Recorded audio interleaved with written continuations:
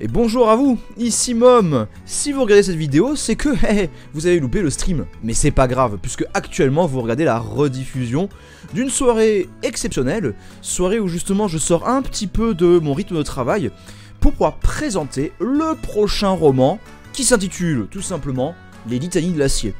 Le programme de cette première partie de soirée, pour ceux qui sont sur Twitch, c'est que je vais un peu évoquer justement l'actualité momistique. Je vais un peu parler en fait de qu'est-ce qui m'a poussé à écrire ce roman, quels sont les enjeux aussi de ce bouquin. Ça va être aussi l'occasion de parler de votre rôle, si vous voulez justement vous engager dans l'entreprise. Non, ça fait un peu entrepreneur ça. Si vous voulez participer au projet, notamment dans la bêta lecture, moi ça me enlève le gros du travail. C'est quelque chose qu'on avait déjà fait en 2019-2020 pour Errant au bord de la falaise. Ça m'avait vraiment été d'une aide incroyable. Une très bonne expérience en plus. Donc voilà, c'est l'occasion en fait cette vidéo de présenter en fait ce que je fais depuis ces derniers mois. Et là en fait ce qu'on va faire c'est une première partie où je vais un peu évoquer l'actu momistique, puisque je vous avais laissé en janvier plus ou moins. Si vous êtes sur YouTube je vous ai laissé en décembre. Parce qu'après janvier c'est des rediffs de stream Twitch. Mais en fait ce qu'il y a c'est que si vous me suivez depuis pas mal de temps, vous savez que moi la création c'est un truc qui me plaît bien. Moi j'aime créer, j'aime bidouiller, j'aime faire des trucs. Et ouais en rivette ici c'est le futur, on a peur de rien avec la technologie.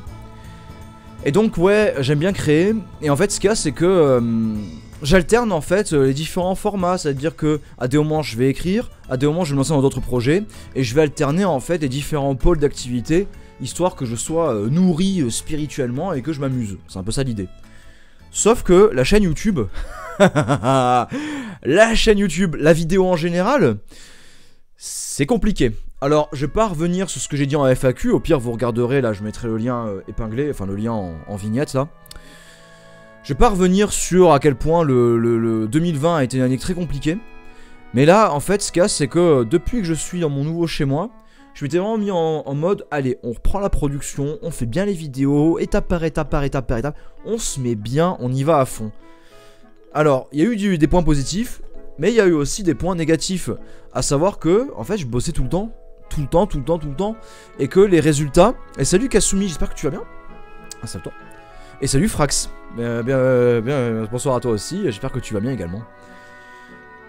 Gobos aussi, bonsoir, y a tout le monde qui vient d'un coup, ça fait plaisir, installez-vous, mettez-vous bien. Donc ouais, la chaîne YouTube c'est compliqué parce que j'ai voulu vraiment la remettre bien comme il faut, faire des vidéos régulièrement et tout. Et disons que c'est fluctuant et tous les créateurs et créatrices vous le disent, c'est compliqué, en fait l'algorithme YouTube est délicat. Et en fait, le point qui m'a vraiment salé, c'est quand j'ai fait la vidéo sur Xenogears. Je vais Xenogears ici et genre j'y reviendrai. Mais la vidéo sur Xenogears, j'y ai passé entre 15 et 16 heures. Sachant que je bosse en même temps, hein. J'ai fait ça en décembre.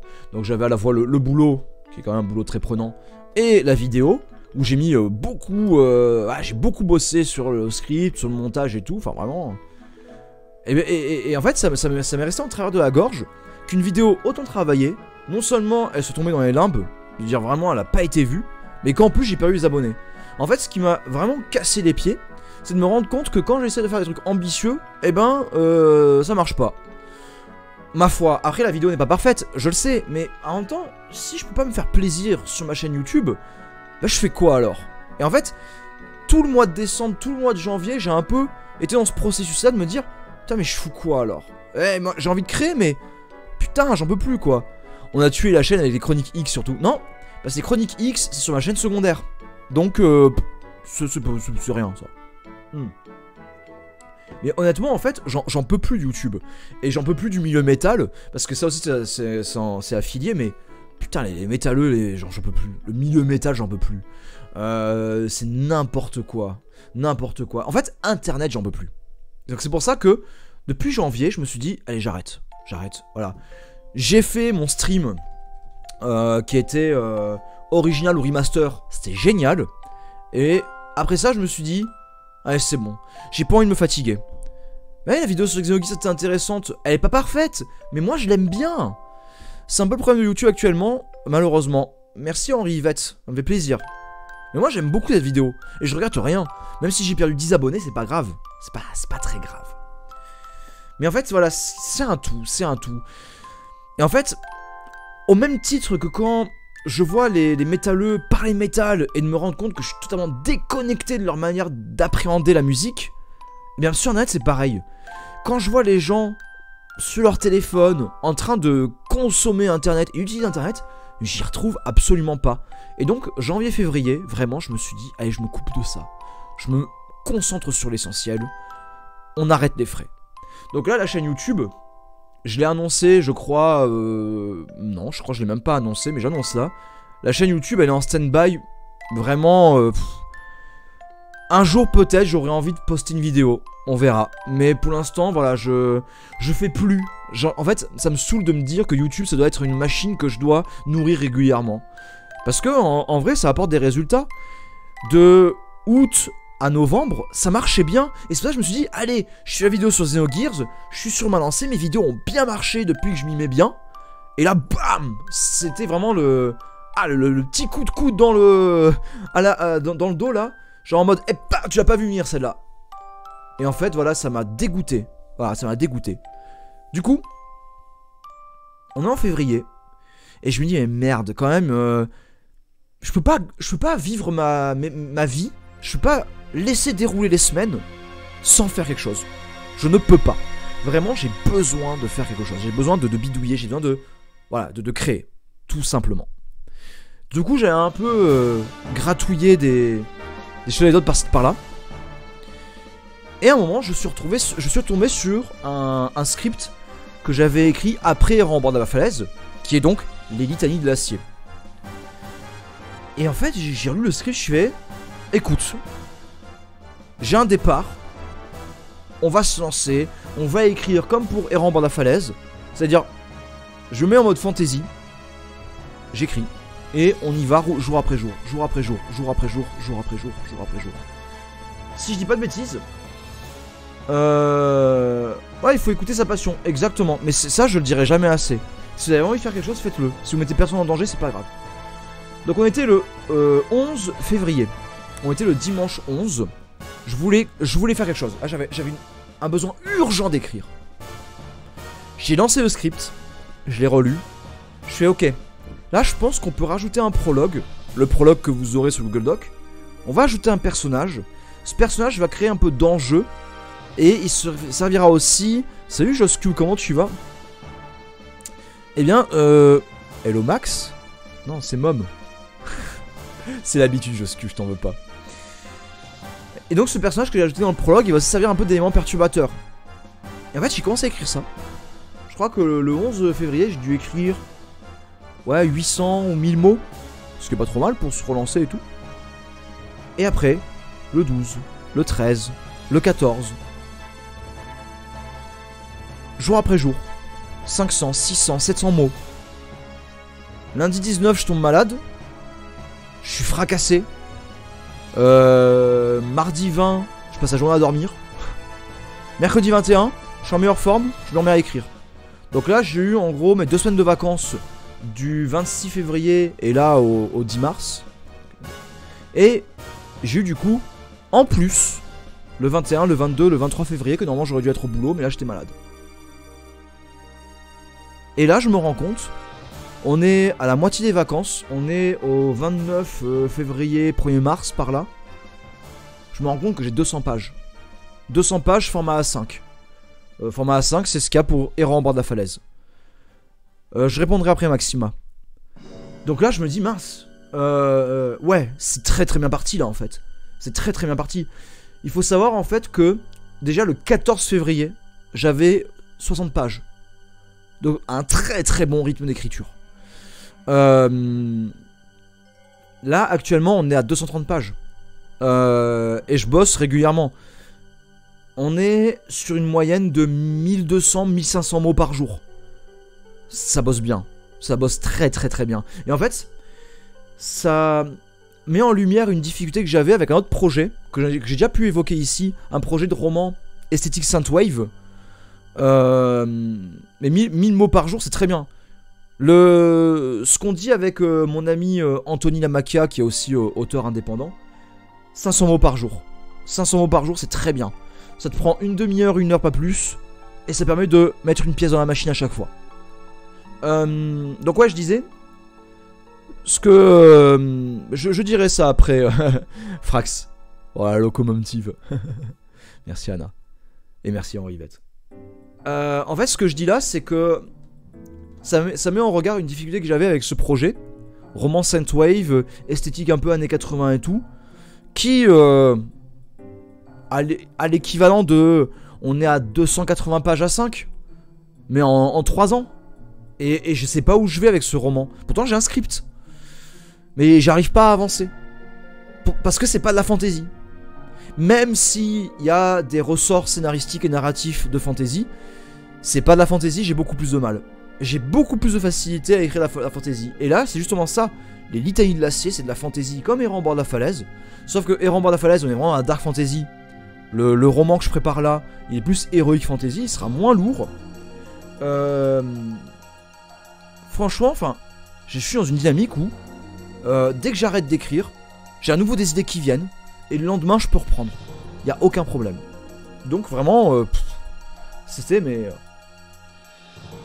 assez inespéré. Et c'est tombé bien parce que justement, j'ai besoin de m'extirper d'internet.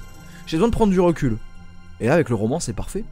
Mais en même temps je pouvais pas non plus continuer bien en tête sans donner des nouvelles. Puisque, mine de rien, l'expérience de Metallica, si Hubert avait prévenu avant de lancer son crowdfunding du jour au lendemain, peut-être que la pilule serait mieux passée.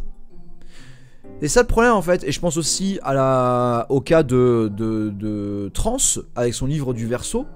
Ça fait 3 ans qu'il est en écriture alors que la campagne de financement est déjà terminée, et il a déjà reçu l'argent et tout. Il faut communiquer. C'est important de communiquer, surtout si tu comptes sur la communauté. Et moi, comme je prévois de faire un financement participatif comme pour Errant au bord de la falaise, il est normal de vous tenir au courant. Mais je ne pouvais pas annoncer le roman et je ne pouvais pas lancer le Google Doc si je me lance dans l'écriture du roman et passer 100 pages, panne sèche, j'arrive plus à écrire. Donc c'est pour ça que je me suis laissé le temps. Et là, en vrai, je suis au 3/5 du roman. Il reste beaucoup à écrire, mais je vois comment ça va se dérouler. Je vois ce que je dois écrire et comment l'écrire. C'est très important. Et surtout, je sais où je vais. Je sais où je vais. J'ai mes arcs narratifs. Je vois les conclusions. On est comme dans Errant au bord de la falaise. Dans le sens où la dynamique de travail, elle va me mener quelque part. Ce qui n'est pas le cas de d'autres projets qui lui traînent beaucoup. Voilà, ça c'était un peu pour la présentation. Si on donne énormément d'argent, est-ce que Maxima peut être le personnage principal? Tu vois Maxima, il y a des demandes qui se font. J'avoue que ça, en vrai ce serait un super ce serait une super incentive que de dire allez, si on atteint un certain palier dans le financement, j'ajoute un personnage. Mais ça risque de ruiner l'équilibre du roman. Pour la blague ce serait bien. Ou à la rigueur je fais un chapitre bonus. Ça peut le faire ça hein. Ah ouais. Un jour je me fais presque ban, un jour je deviens le héros de ton roman. Non mais on pourrait imaginer une incentive où on écrit un chapitre bonus. Je dis pas que je le ferai, mais je garde ça. Je garde l'idée. Avant d'aller plus loin dans le roman, du coup t'avais Maxima, tu disais comment tu procèdes pour écrire. Tu parles de script avant la rédaction du roman, mais c'est quoi un script exactement? Mais bien sûr, posons des questions techniques. Comme ça, si jamais sur YouTube il y en a, ils sont pas intéressés par ça. C'est du boulot en plus. Mais non, mais c'est... Si jamais Maxima... quand j'ai fini le roman, il s'avère que on peut mettre une petite incentive dans les contreparties Ulule. Go for it. C'est Spidon ou quoi? Non, mais je veux dire des contreparties. Des contreparties Ulule. C'était une blague en plus. L'humour, c'est sérieux. Donc moi, ma manière de bosser, et en fait, l'écriture, c'est comme tout domaine, il faut de la régularité déjà de base. Et justement, pour être régulier, faut pas avancer en aveugle.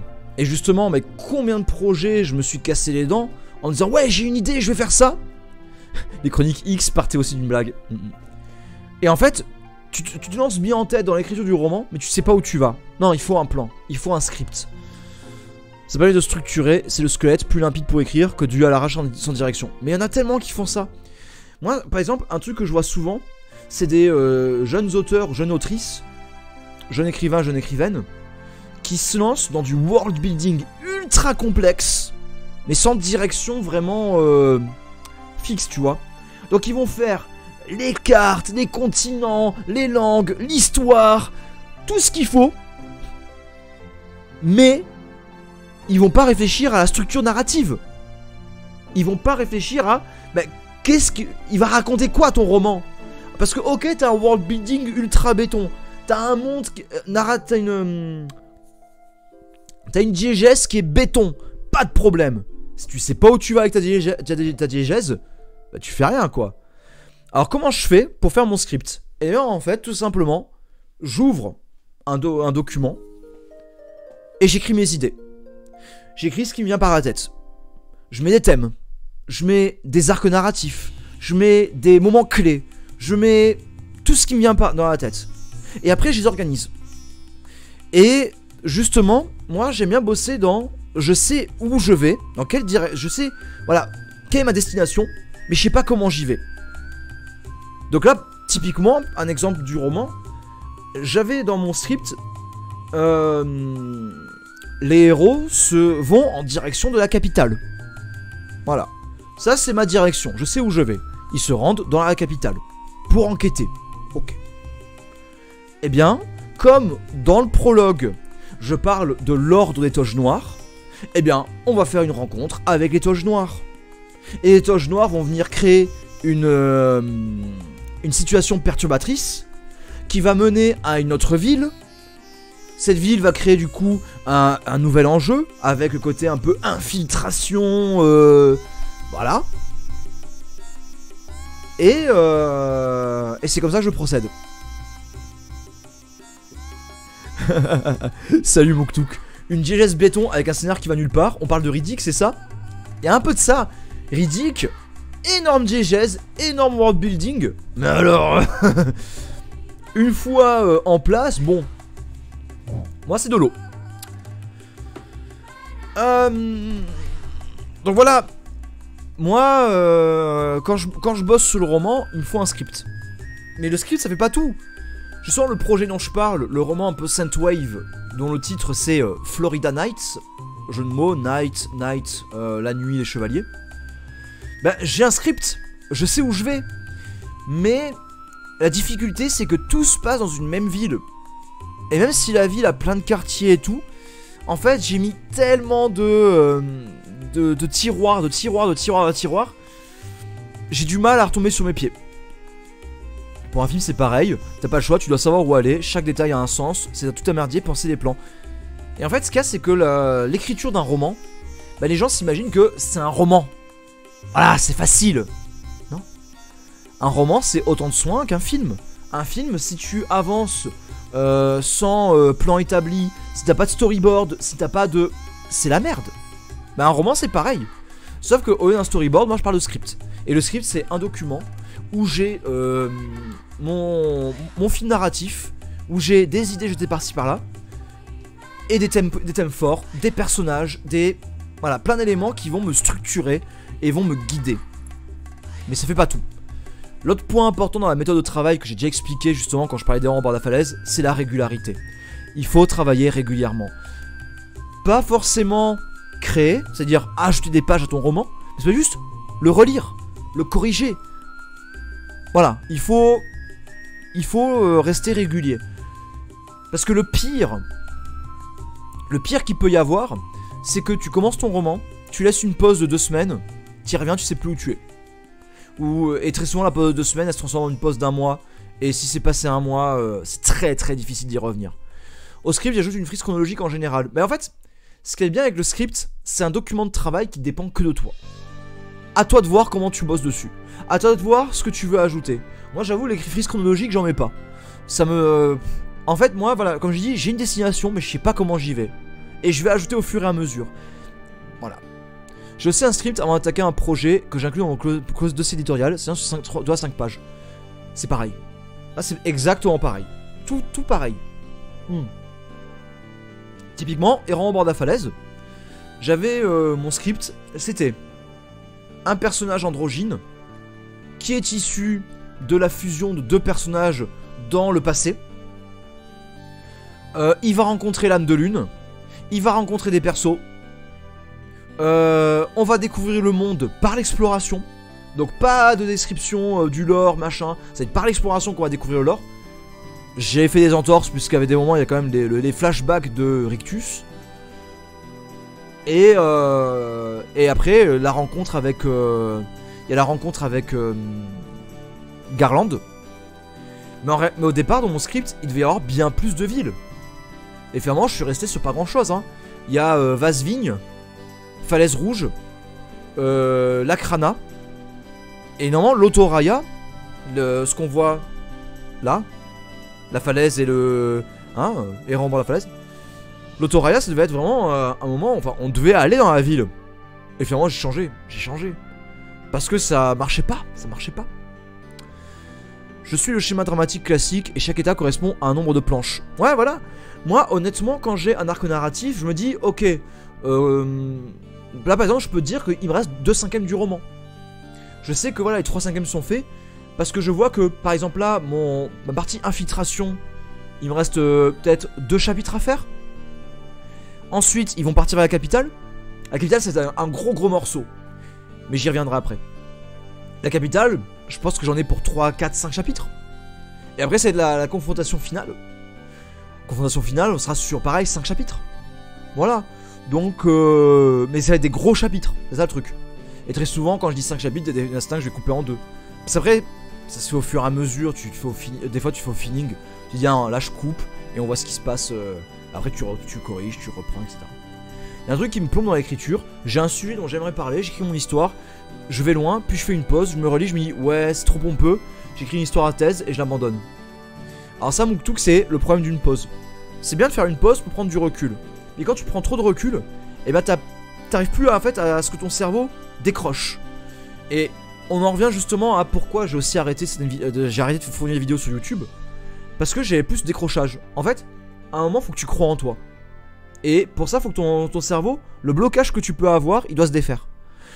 Là, c'est vrai que à chaque fois que je me mettais par exemple dans Florida Nights ou que je bossais sur une vidéo, j'étais à me dire, mais pourquoi je fais ça? Je suis pas légitime. Qu'est-ce que je vais rajouter? Tout le monde s'en fout. T'as toutes ces questions que tu peux te poser et qui sont des freins à la création. Eh bien pour les litanies de l'acier, je l'ai pas. Pour les litanies de l'acier, je suis là en mode, je suis trop bien là, je suis trop content. Ah, cette musique je l'aime pas. Genre voilà, je suis juste content de le faire. Et peu importe si l'on me juge, le roman est mon seul refuge. Mais en tout cas, avant tout c'est le plaisir. Il faut écrire avec du plaisir. Et il faut croire en soi. Donc tu dis ouais c'est pompeux, j'écris une histoire à thèse. Et alors c'est ton style. Il y en a que ça va plaire. Il y en a qui ça plaira pas. C'est pas grave. Moi là je suis en train de faire un roman d'Heroic Fantasy. Il plaira pas aux fans de fantasy. Pourtant j'ai fait des efforts. J'ai fait des efforts justement de world building.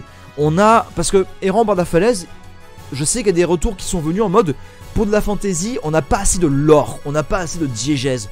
C'est trop vaporeux, c'est trop... Voilà, c'est le but du roman, désolé, inspiration Dark Souls. Et je trouve que, voilà, en relisant errant bord de la falaise, moi je trouve qu'on a l'inspiration Dark Souls, je trouve qu'elle fonctionne, mais... Ah, c'est bon. Donc là, je sais que Litanie de l'acier, pour les amateurs de fantasy, ça ira pas. Ça ira pas parce que bah, les descriptions, elles sont pas comme ils ont l'habitude. Parce que, bah moi, quand j'ai un personnage qui arrive, je vais pas passer 20 pages à décrire ses paupières, la forme de ses oreilles et compagnie. Non.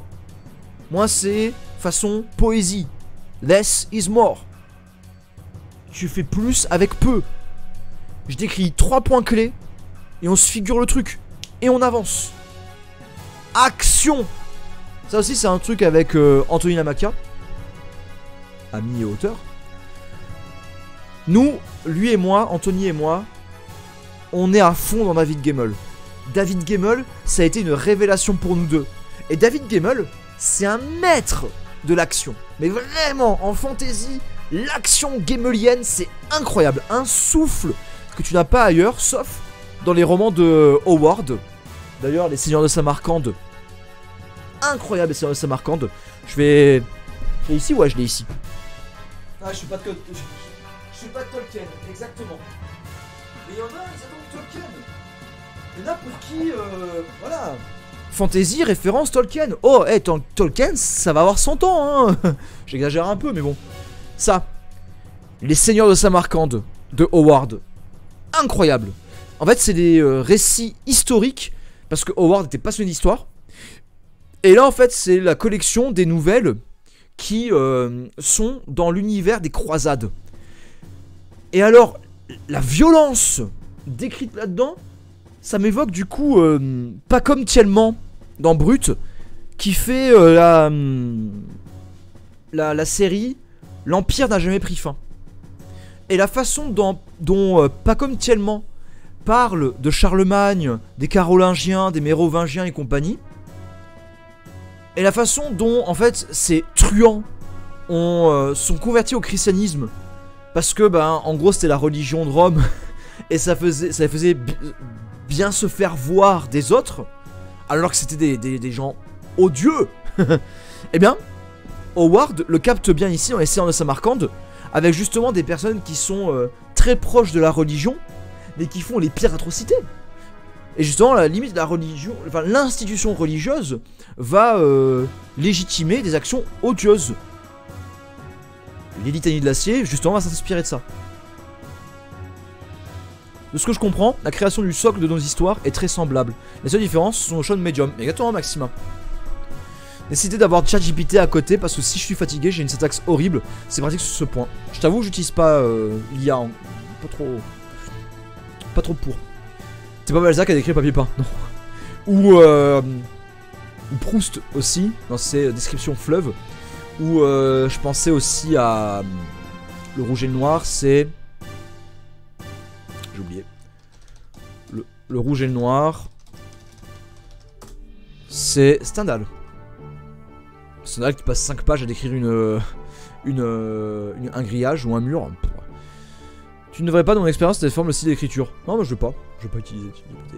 Non, même pour avoir des idées, tu vois. Non. Ok. On va rentrer dans le vif du sujet. Les Litanies de l'Acier.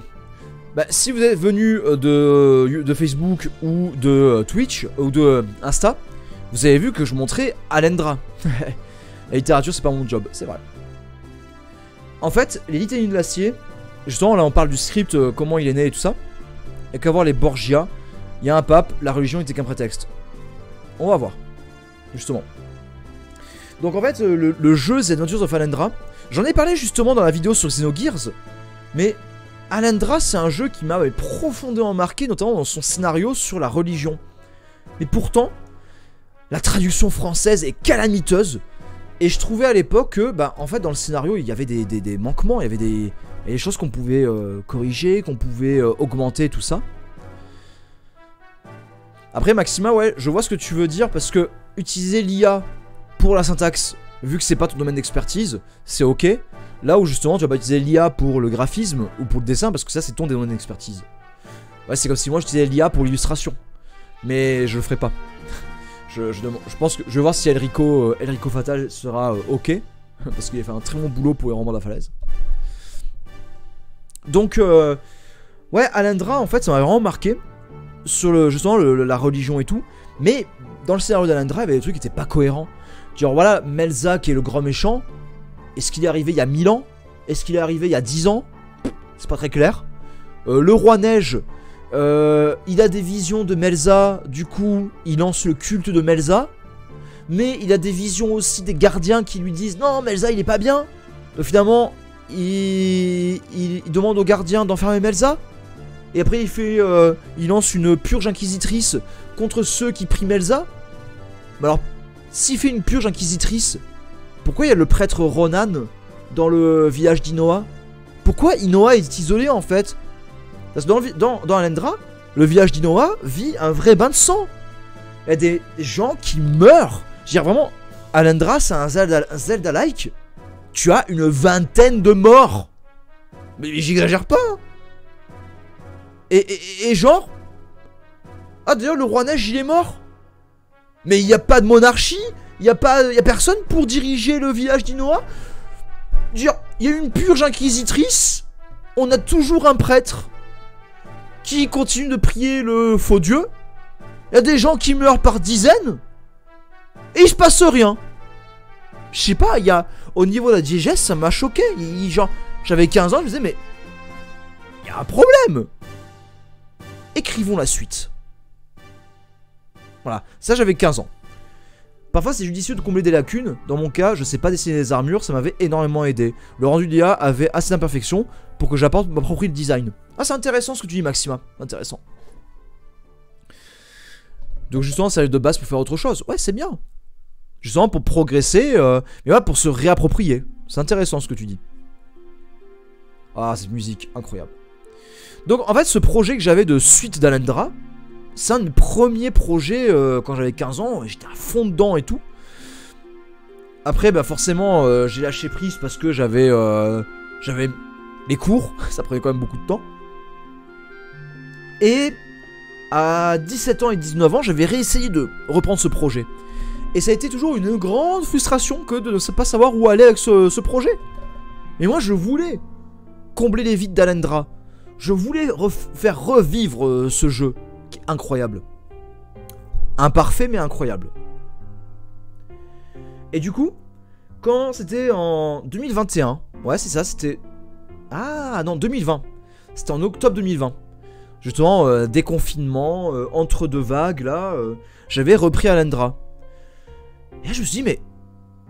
Et si je faisais une suite, mais en même temps une réécriture? Donc je jouais à Alundra, et tous les personnages du jeu, je modifiais leur nom. Et du coup, je me prenais note, comme ça, dans mon script, bah, tel personnage correspond à tel personnage. Par exemple, Alundra, ça va être Loris. Meia, Kaeli. Septimus, Ludwig. Et comme ça, voilà, je me faisais mon tableau avec tel personnage d'Alundra correspondra à tel personnage dans mon roman.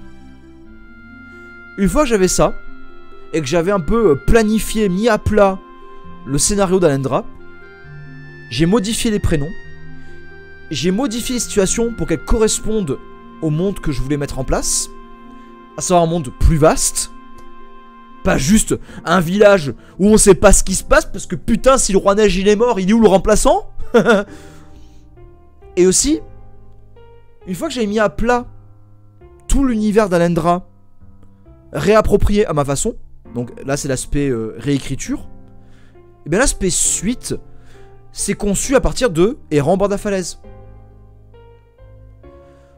Est-ce que c'est une suite à Errant ou est-ce que c'est une préquelle? Je réponds pas à la question. C'est volontairement ouvert. Mais une chose est sûre, la reine d'Ivoire est encore là. Et c'est la reine d'Ivoire. J'aime beaucoup ce personnage. Je pense que je peux faire beaucoup de choses avec. Et moi, j'aime beaucoup aussi le principe du Eternal Return. Du retour éternel, non, c'est pas ça? Comment on dit déjà?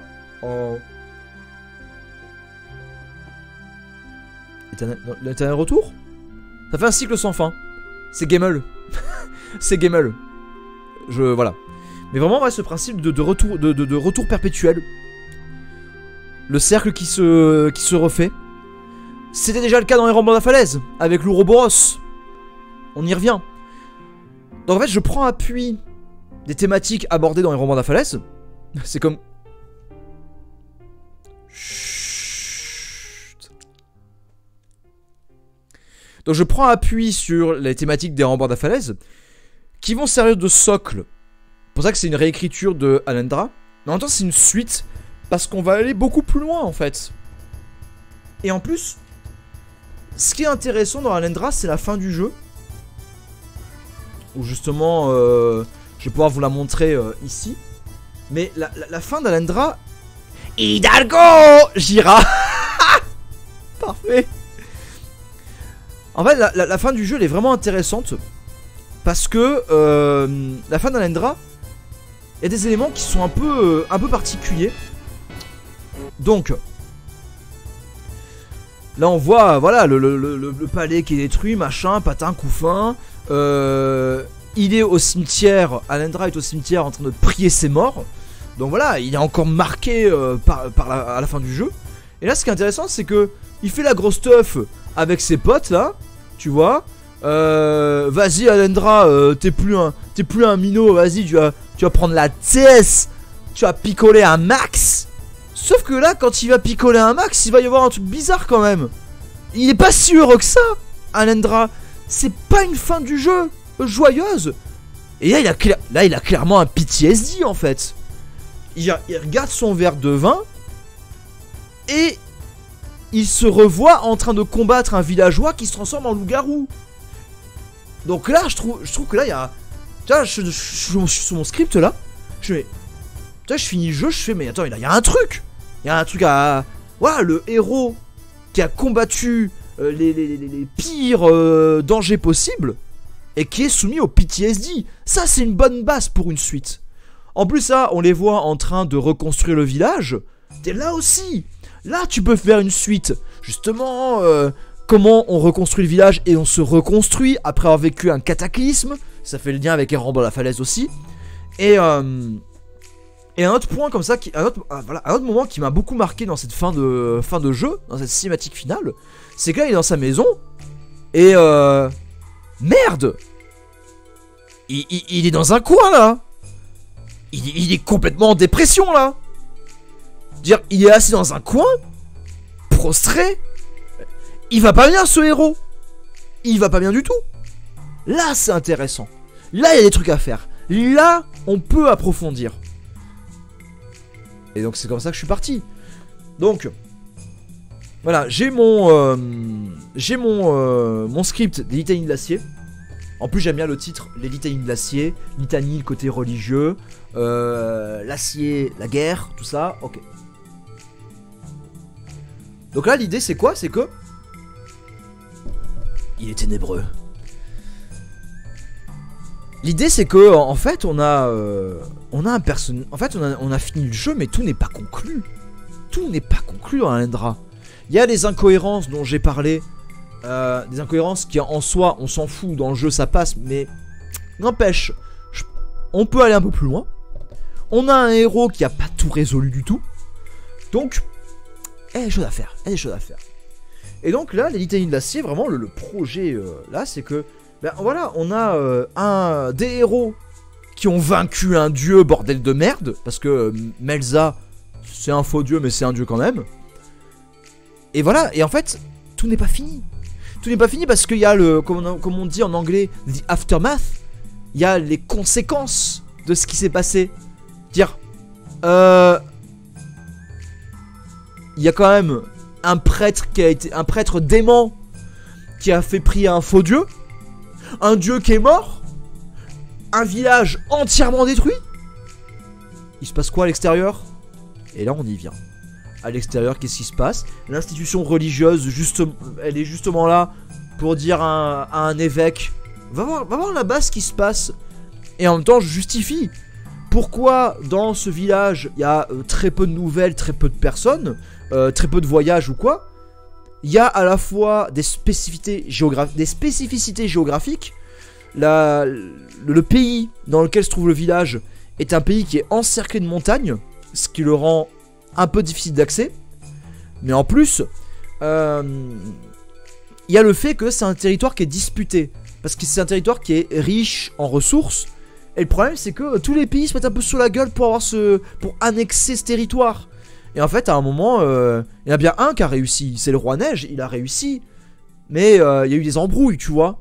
Bref, il y a pas mal de choses voilà, que j'ai mises en place, que j'ai expliqué dans la diégèse, justement pour justifier ce qui pour moi était un peu bizarre. Et puis voilà, l'évêque va arriver dans le village. Justement, l'évêque va se poser des questions, il va enquêter. L'évêque va pas venir seul, il va venir avec deux apprentis, un frère, du coup frère et sœur. Hein, enfin, pas les, non, ils sont pas frères et sœurs, c'est un frère de l'ordre religieux et une sœur de l'ordre religieux. Et aussi 2 adolescents. Et en fait, ces 2 adolescents-là, il y a un truc chelou. Un truc chelou. Et on en vient à l'inspiration Xenogears. Parce que dans Xenogears, et la notion de Dieu, en fait, elle est interrogée sous l'angle gnostique. Donc les gnostiques, c'est les 100 rois, pas comme Tielman. L'Empire n'a jamais pris fin. Jésus contre le christianisme, incroyable. Ça m'a beaucoup inspiré justement cette vidéo pour l'écriture du roman. Parce que dans les premiers temps du christianisme, les gnostiques, donc ceux qui se disaient sans roi, ceux qui, en fait, dans les premiers temps du christianisme, les premiers chrétiens, ils n'étaient pas sous l'impérialisme romain ou quoi que ce soit, ils vivaient leur truc. Et il y avait du coup cette dualité, le côté Dieu créateur transcendant et le démiurge. Et démiurge, c'est pas la même chose. Quelque part, Xenogears, c'est un peu le jeu qui dark soulifie Alendra. C'est tellement différent, mais il y a des choses qui vont ensemble. C'est l'époque, c'est l'époque. Et donc ouais, en fait, bah voilà, Melza, qui dans le roman s'appelle Nergal, en fait c'est un démiurge. Et les démiurges sont présents dans l'univers du roman pour une raison bien précise, qui est justifiée dans le roman. Et justement, pourquoi il y a eu Nergal ici, pourquoi il y a un démiurge dans cette région-là du monde, ça aussi c'est justifié. Donc voilà, j'ai tout conçu pour qu'en fait tout s'imbrique. Et on est finalement sur la grande thématique de ce roman, c'est la religion. Exactement comme Alendra et Xenogears aussi. Bon, Xenogears, il brosse tellement de choses, mais la religion en fait partie. En tout cas, le fait religieux. Et du coup, voilà, là on est vraiment sur la religion.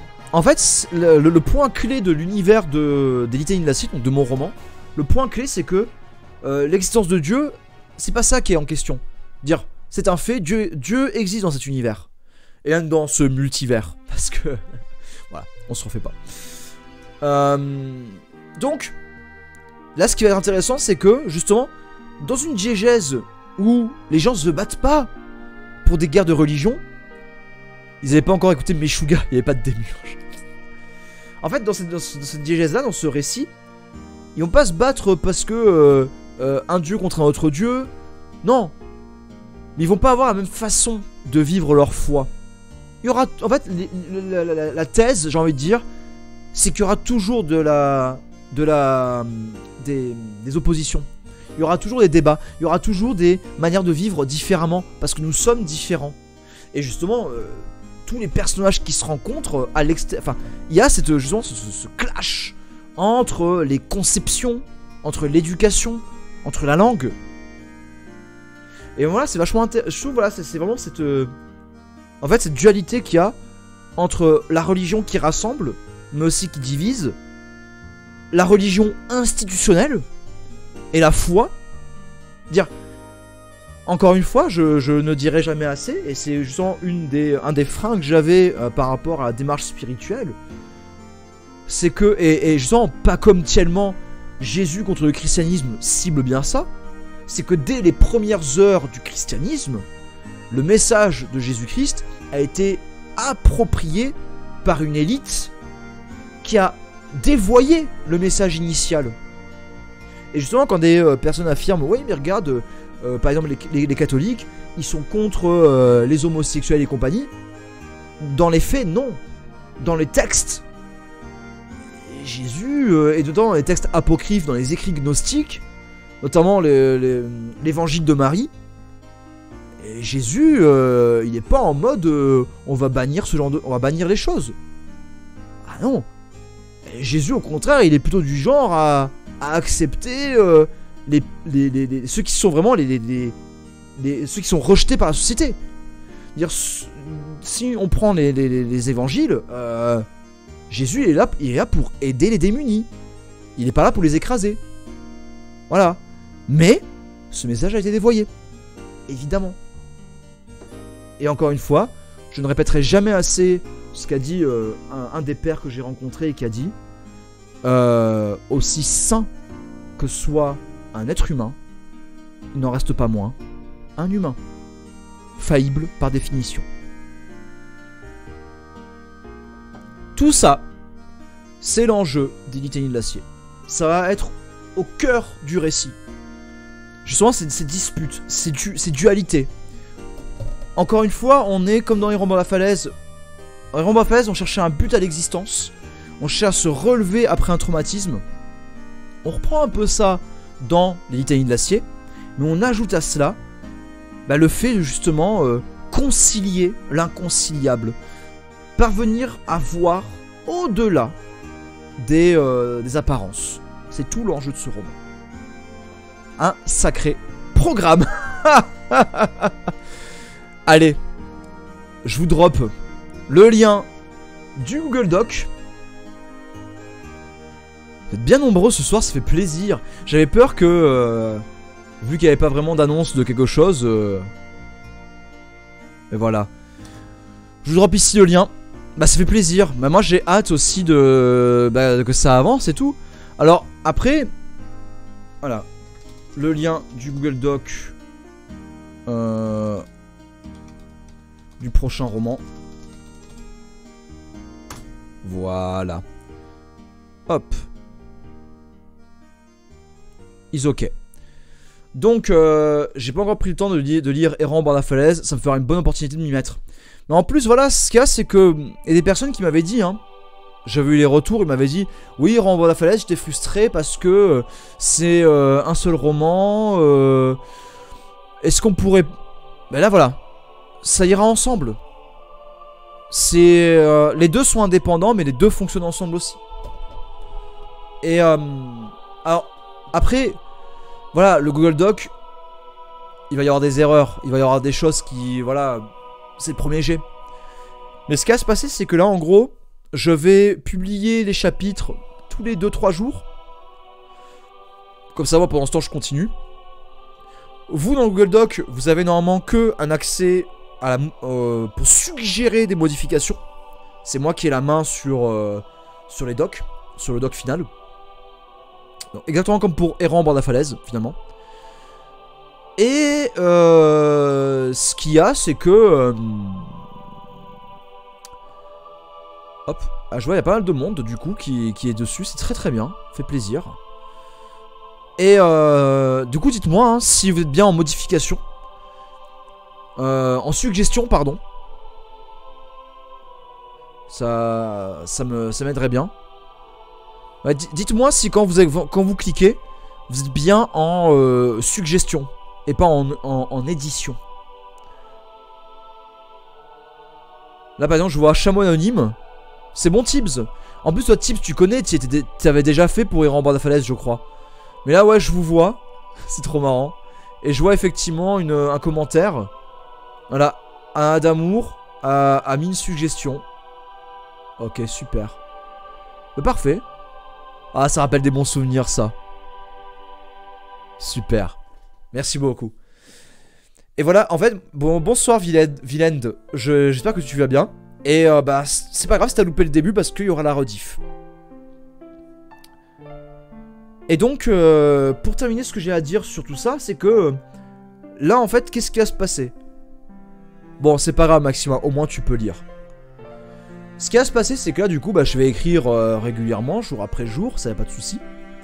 Et quand le roman sera terminé, je vais l'éplucher par Antidote. Ah, t'es en lurk? Ok, ça marche, Vilaine. En fait, Antidote, c'est un logiciel qui va... En fait, tu vas éplucher ton document et il va te dire tout ce qui va pas.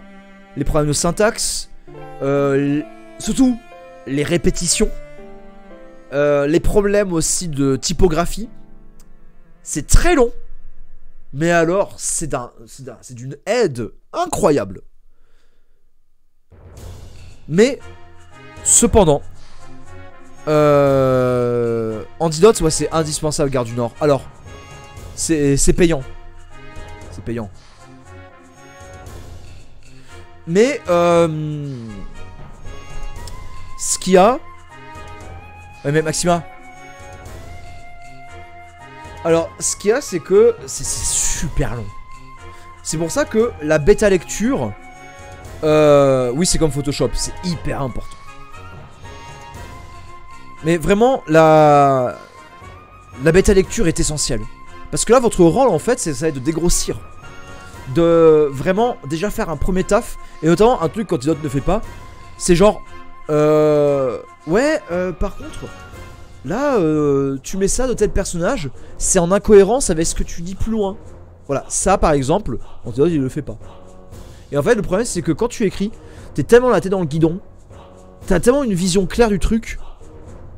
Bah, à un moment, faut que ce soit les lecteurs qui te disent si c'est vraiment clair. Donc, après pour le workflow, moi honnêtement, Antidote, j'utilise à toute fin. Parce que je me vois pas écrire. Et puis le soir, allez, ce que j'ai écrit, je le remets sur Antidote. Parce que de toute façon, ça risque de changer. Là, par exemple, Anthony Namakia, auteur, je lui ai fait lire le début. Il m'a dit là, au chapitre 1, il y a un truc avec Kaeli, ça marche pas. Faudrait que tu corriges. Et du coup, effectivement, j'ai modifié tout un chapitre. Et non, voilà, je pense qu'on a dit tout ce qu'il faut pour le roman. Bon bah en tout cas, restez pas loin si voilà, vous voulez davantage de nouvelles pour le roman. Et aussi, bah, n'hésitez pas à me suivre sur Twitch et sur Instagram et tout ça.